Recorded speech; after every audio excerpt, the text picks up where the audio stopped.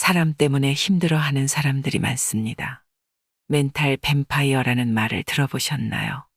만나고 나면 이상하게 기운이 쭉쭉 빠지고 기분이 헛헛해지는 사람을 말합니다. 멘탈 뱀파이어와 함께 시간을 보낸 후에 가장 먼저 느껴지는 증상은 피로감이라고 합니다. 이들과 함께 있으면 정신적으로든 감정적으로든 행복하거나 힘이 나거나 충만한 기분이 들지 않습니다. 피곤하고 우울하고 의기소침해지죠. 멘탈 뱀파이어처럼 기운을 빼앗는 사람은 당신 인생에서 빼버리세요. 그들은 타인이 필요한 것보다 자신이 필요한 것이 먼저입니다. 그리고 절대로 만족하는 법이 없습니다. 늘 자신이 옳다고 생각하며 자신의 순수한 의도가 제대로 이해받지 못했다며 남 탓을 합니다. 이들은 거짓으로 진실을 가립니다. 피해자인 척하거나 겸손한 척하지만 실제로는 절대 자기 비판을 하지 않습니다. 이런 사람에게 지속적으로 당하고 있다면 함께 있는 시간을 줄이거나 관계를 끊어야 합니다. 그래야만 진정한 나로 돌아오고 내 자신을 되찾을 수 있습니다. 오늘은 인간관계에 대한 냉철한 조언을 담았습니다. 더 이상 상처받으면서 아파하면서 살지 않길 바랍니다. 인간관계는 굉장히 좋은 요소들이 많이 있다고 생각합니다. 하지만 우리가 살면서 느끼듯이 좋지 않은 인간관계도 정말 많습니다. 어떤 사람들은 실제로 평소에는 조용했다가 어느 직위에 올라오는 순간 그 직위가 남들한테 갑질해도 되는 명패라도 되는 줄 알고 태도가 확 변하는 사람들이 있습니다. 그 직위가 그렇게 쓰라고 있는 것이 아닌데 다른 사람한테 굉장히 갑질을 하는 것이죠. 이게 더 심해지면 다른 사람으로부터 육체적, 정신적으로 착취를 하는 경우도 있습니다. 심지어 다른 사람에게 자기의 일을 넘기면서도 당당하고 합당한 이유도 없이 조금만 마음에 안 들면 굉장히 화를 내시는 분들이 있습니다. 그런 사람들을 잘 살펴보면 아무나 괴롭히고 그러는 것이 아닙니다. 여러분, 한번 생각해 보세요. 사자는 고슴도치나 호저 같은 동물들을 건들지 않습니다. 이것처럼 인간도 사람을 봐가면서 건드는 부분이 있습니다. 아이러니한 것은 이런 행동을 하더라도 상대방이 양심의 가책을 못 느끼도록 여지를 열어주는 사람이 또 있습니다. 만약에 식당에 가셨을 때 그 식당이 굉장히 친절한데 그 친절함을 넘어서 너무 굽신굽신하면 일반적인 사람들은 오히려 거부감을 느낍니다. 부담스러운 감정을 받게 됩니다. 그런데 어떤 사람은 상대방이 굽신거릴수록 본인이 정말 대단한 사람이라도 된 듯이 행동합니다. 그 사람을 무시하고 갑질하고 오만하게 굴기도 하죠. 다시 말하면 나를 함부로 대하려 하는 사람들에게는 어떤 틈을 보여주지 않는 지혜가 중요할 수 있다는 겁니다. 혹시 본인이 다른 사람에게 굽신거리거나 상대방의 비위를 맞춰주고 나도 모르게 수동적으로 따라가는 측면들이 있다고 한다면 이런 부분은 한번 점검해 보셔야 합니다. 누군가는 당신을 좀 부담스럽게 생각할 것이고 어떤 사람들은 얘는 좀 무시해도 되겠네. 갑질해도 아무 말 없겠네. 이렇게 생각할 것입니다. 분명 상대방에게 무시를 받고 있는데 본인은 그런 감정조차 무뎌져서 아무렇지 않다고 말하는 분들이 있습니다. 그런 사람들에게는 놀라운 공통점이 하나 있는데요. 나에게 영향을 주는 상대에게 굽신거리는 걸 넘어서서 자학을 합니다. 나는 왜 이렇게 바보 같을까? 나는 왜 이렇게 맹할까? 그런 말을 듣는 게 당연하지 이러면서 말이죠. 그리고 이런 말을 상대에게도 똑같이 표현합니다. 그러면 상대는 그 말을 탁꼬투리 잡아서 치고 들어옵니다. 예를 들어서 그 무시하던 사람과 식당을 같이 가게 됩니다. 내가 메뉴를 골라서 같이 밥을 먹는데 저에게 이렇게 말합니다. 맹한 사람이 고른 음식 먹으니까 아우 음식 맛도 좀 맹하네. 그런데 이런 상황에서 무시받는 사람은 화를 내기가 어렵습니다. 내가 내 스스로를 맹한 사람이라고 이미 칭했기 때문이죠. 이런 요소들에 대한 여지를 주지 않는 것이 인간관계에서 참 중요합니다. 내 가치를 깎아내리는 말은 평소에 하지 않는 것이 좋습니다. 요즘의 예능 프로그램만 보더라도 자기를 비하하는 개그를 쓰는 사람들이 많습니다. 하지만 그건 예능이라는 점을 기억하셔야 합니다. 예능과 현실은 다릅니다. 내가 사람들하고 있을 때 그렇게 해도 괜찮을 수 있는 관계도 있습니다. 이것은 굉장히 중요합니다. 우리 주위에 좋은 사람들과 좋은 시간을 보내는 경우입니다. 나도 자학을 하지만 상대방도 자학을 하고 서로 아무런 거리낌 없이 웃을 수 있는 그런 여유롭고 굉장히 속 깊은 관계에서는 그럴 수 있습니다. 하지만 그런 관계가 아니라면 자기를 굉장히 비하하거나 너무 그 사람에게 맞춰준다거나 하는 부분은 주의해 볼 필요가 있습니다. 누군가 나에게 무례하게 대하면 정색하고 받아치는 것이 최고라는 표현을 많이 합니다. 하지만 꼭 그렇게 하지 않아도 됩니다. 물론 어느 선 이상으로 넘었을 때에는 그럴 수 있습니다. 그런데 보통 이런 사람들은 사람을 봐가면서 행동한다는 점에 주목해야 합니다. 처음에는 사람을 살짝 툭툭 건듭니다. 간을 보는 그 순간의 대처 방식이 중요합니다. 내가 자발적으로 원한 게 아닌데 나에게 자꾸 무언가를 부과해주는 사람이 있습니다. 예를 들면 오늘 이렇게 좋은 모임에 왔으니까 오늘은 당신이 밥 좀 사. 누군가가 나에게 이렇게 교묘하게 말하는 겁니다. 그럴 때 무조건 정색을 할 필요는 없습니다. 아니, 그건 아니죠. 제가 손님인데 좀 대접받아야죠. 이렇게 웃으면서 표현할 수도 있는 겁니다. 이게 어떻게 보면 자기의 목소리를 내는 겁니다.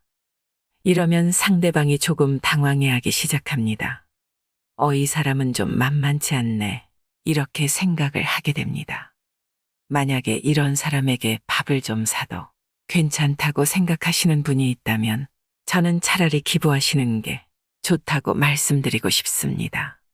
밥을 내가 한 번 얻어먹었을 때 그 후에 내가 고마움을 표현하고 싶으면 그러면 커피는 제가 살게요 하는 것도 여러분의 자발성에서 출발하는 것입니다.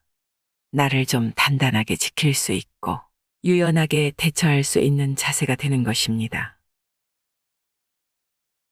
사실은 사회생활을 하다 보면 성격적 측면에 장애가 있으신 분들이 계십니다.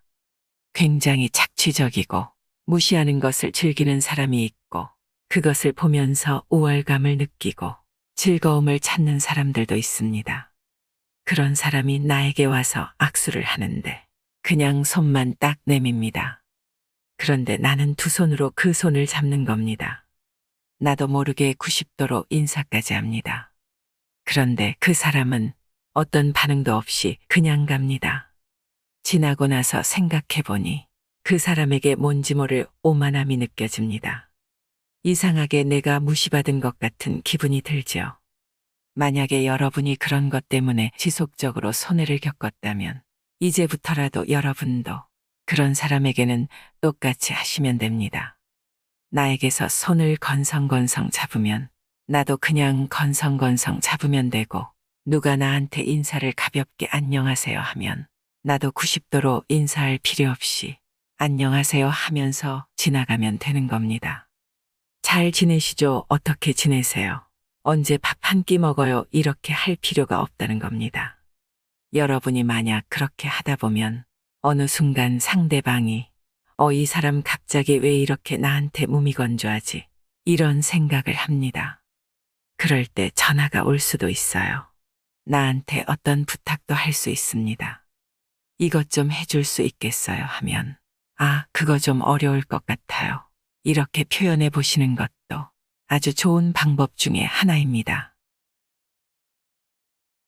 무시하는 사람 중에서는 정면을 향하면서 나를 직접적으로 무시하는 사람도 있습니다. 이 사람들이 하는 공통적인 패턴은 보이지 않게 은근히 수동적으로 공격하는 겁니다. 나를 험담하거나 교묘하게 무시하는 언행을 합니다. 예를 들어서 오늘 입은 옷이 좀 그러네. 이렇게 표현할 수도 있겠죠. 그 사람의 말을 들어보면 그냥 넘어갈 만도 한데 잘 생각해보면 왠지 모르게 기분이 상합니다. 그걸 지속적으로 겪고 있다면 그 사람이 교묘하게 말하고 있을 때 그냥 그 정체를 딱 드러내 버리시는 게 좋은 방법이 될 수 있습니다. 옷이 좀 그렇다는 게 무슨 의미야 하면서 직접적으로 그 사람의 눈을 보고 얘기하는 거죠. 그러면 자기가 교묘하게 하려고 했었던 그 말을 숨기기 위해서 여러 가지 핑계를 대거나 말을 더듬습니다. 그러면 그 사람이 수세가 됩니다. 내가 만만치 않다라는 것을 보여주어야 합니다. 그러니까 그 사람이 질문을 할 때 급하게 대답을 하지 마세요. 내가 오늘 늦게 일어나서 옷이 좀 그렇지. 이런 식으로 대답을 하다 보면 그 사람의 말에 수긍하게 되는 거고 말려 들어갈 수 있습니다. 그렇게 하지 마시고 상대방의 말이 정체를 드러낼 수 있도록 여러분이 직접적으로 비추어 주는 것이 훨씬 더 나은 방법일 수 있습니다. 내가 어떤 일을 했을 때 은근히 험담을 하는 식으로 뒤에서 누군가에게 얘기를 한다거나 내 성격에 무슨 문제가 있다고 나를 깎아내리려고 하는 사람들은 결국에는 본 모습이 드러나게 됩니다. 이런 사람과는 얽혀 들어갈수록 표현하기 어려워지고 그 사람의 말에 휘둘릴수록 더 말하기가 힘듭니다. 그 사람에게 너무 화가 나서 소리를 지르고 화를 내면 그 사람은 굉장히 놀라는 척하면서 너무 황당하다는 듯이 표현하는 경우들이 많습니다. 그래서 초반에는 항상 질문에 대해서 성급하게 대답하지 마시고 그 질문한 사람의 의도가 뭔지를 그 사람에게 비춰버리면 됩니다. 이것이 사람과 관계를 맺을 때 우리가 상처받지 않기 위해 필요한 대응입니다. 사람에게는 두 가지의 모습이 있습니다. 그 중에 하나는 외적 모습이고 다른 하나는 내적 모습입니다. 처음에 만나면 외적인 것이 많이 보여집니다. 그런데 사람을 알아가면 알아갈수록 그 사람의 내면을 조금씩 발견할 수 있습니다. 주위에 보면 내면이 정말 긍정적인 사람들이 있습니다. 자기를 낮추지 않고 상대를 수용하고 인정할 수 있는 사람들입니다. 그런 사람들은 자신에 대한 믿음이 있습니다. 그리고 그런 사람들은 사람이 굉장히 착하긴 해도 이 사람은 만만하지 않고 굉장히 내실 있다는 평가를 받습니다. 이것은 외모가 아니라 스스로를 존중하는 태도, 스스로를 비하하지 않고 긍정적으로 생각할 수 있는 태도에서 옵니다. 우리 스스로를 긍정적으로 표현하는 걸 어려워하는 사람이 많습니다. 성공만 하며 살아오신 분들은 공감하지 못할 수도 있지만 대다수의 분들은 성공보다는 실패가 훨씬 많을 겁니다. 실패에 이미 자연스러워진 사람들은 패배주의에 휩싸입니다.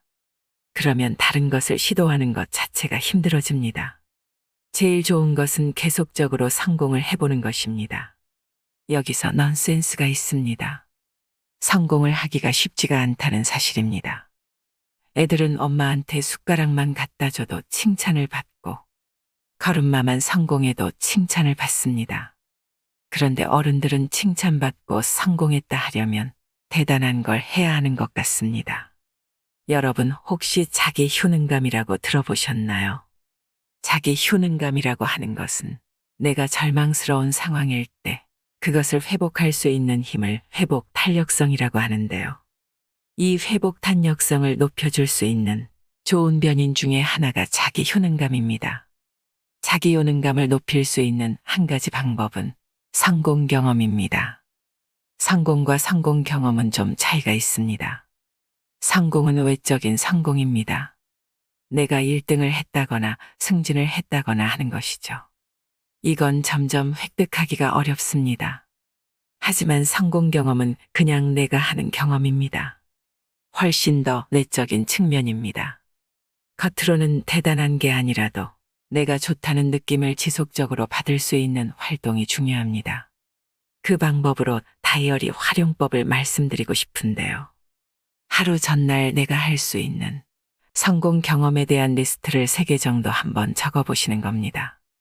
예를 들어 건강한 몸을 갖기, 하루에 만보 걷기, 이런 것은 너무 추상적이고 하기 힘든 일이기 때문에 실패감만 안겨주기 쉽습니다. 8시에 집에서 푸시업 3개 하기, 퇴근 후에 거울을 보며 나는 참 괜찮다 3번 말하기. 이런 작은 목표를 정하고 성공 경험을 지속적으로 느껴보시는 게 중요합니다. 그리고 성공하면 다이어리에 동그라미를 치세요. 이것은 나를 사랑해주고 돌보는 방법입니다. 보통 어떤 습관이 형성되는 데는 60일 정도가 걸린다고 합니다. 무슨 일이든 60번을 반복해야 내 것으로 가져올 수 있다는 것이죠. 이 방법대로 꾸준히 하시다 보면 분명 변화된 포인트가 있을 겁니다. 내 삶을 건강하게 주도적으로 살 수 있게 됩니다. 나를 일으킬 수 있는 것은 내가 일어날 수 있다는 믿음에서부터 출발한다는 사실을 꼭 기억해 주세요. 주위를 보면 정말 다정하고 사람들에게 잘하는 사람들이 있습니다.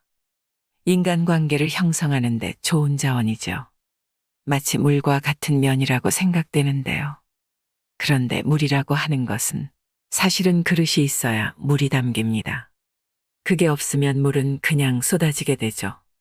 그러니까 나를 적절하게 지킬 수 있는 지혜가 우리에게 필요하다고 생각합니다. 내가 다정하게 할 만한 상황에서는 충분히 다정하게 하되, 그렇지 않은 사람에게는 그대로 휘말리지 말고 나를 지키는 것이 중요합니다. 특히 누군가가 떠맡기는 것에 대해서 내가 수동적으로 끌려 들어가지 않는 게 필요합니다. 나만의 공간을 만들어서 내 선을 지키고 그 공간 안에 있는 내 소중한 사람들에게 다정한 표현들을 하며 살아가는 것이 의미 있는 삶입니다. 정말 좋은 분들이 좋지 않은 관계와 엮여서 그것 때문에 고통스러워하는 경우가 많습니다. 그 사람하고 계속 얽혀 있으면 그 사람이 모든 것인 것 같지만 사실은 내가 좀 괜찮아지려면 그 사람을 보내줘야 합니다. 내가 그 사람하고 너무 가까이 있으면 내가 굉장히 착취당하면서도 그 사람을 놓지 못하기 때문입니다. 그 사람과 거리를 둬야 그 공간 안에 다른 사람이 들어올 수 있습니다. 똥차가 가야 새차가 온다는 말이 있죠. 내 공간 안에 들어있는 똥차를 보내주세요. 오늘부터는 더 이상 내 것이 아닙니다. 이상으로 인생의 품격이었습니다. 하루하루 당신의 품격이 더 빛나길 바랍니다.